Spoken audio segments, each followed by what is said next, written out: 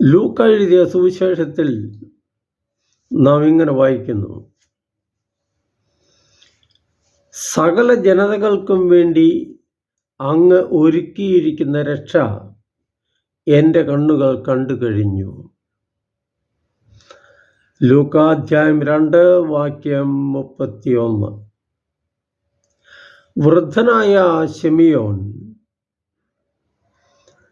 ഉണ്ണിയേശുവിനെ കരങ്ങളിലെടുത്തുകൊണ്ട് പറഞ്ഞ ദീർഘമായ ഒരു പ്രസ്താവന പ്രാർത്ഥനയിൽ ഉള്ള ഒരു ഭാഗമാണ് ഇപ്പോൾ നമ്മൾ കേട്ടത്.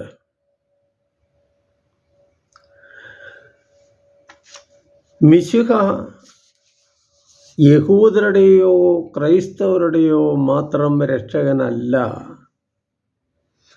സകല ജനതകൾക്കും രക്ഷ നൽകുന്നതിന് വേണ്ടിയാണ് ദൈവകുമാരൻ മനുഷ്യനായി അവതരിച്ചത്.